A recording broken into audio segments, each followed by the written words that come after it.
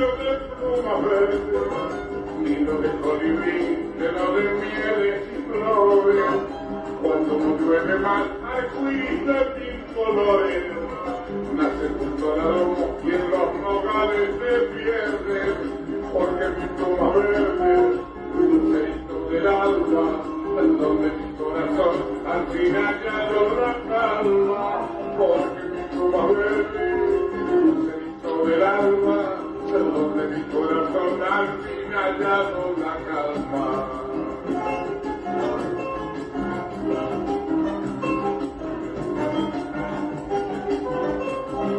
Cuando la primavera se asoma por las ventanas,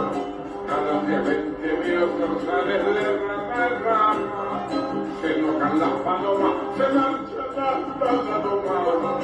y allá entre los frutales anuncian calor y aroma, porque mi pluma verde, dulceito del alma, donde mi corazón al final ya no la calma, porque mi pluma verde,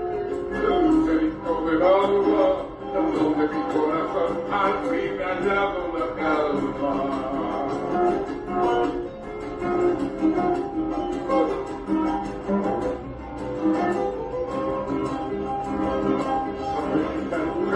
La Virgen que tanto adoran,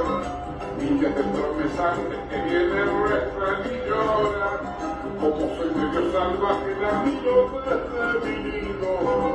Cuando también me ves, también mi ruego le pido, porque me pluma verde, donde tengo mi nido, donde quiero vivir toda la vida contigo, porque mi pluma verde, donde tengo mi nido, donde quiero vivir toda la vida contigo.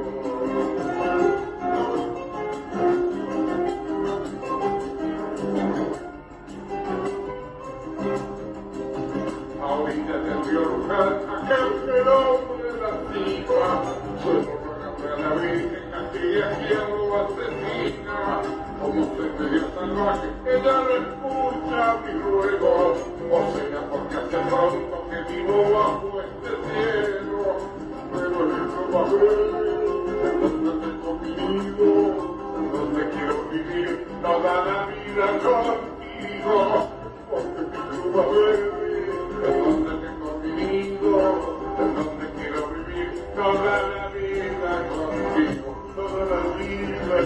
contigo, toda la vida contigo.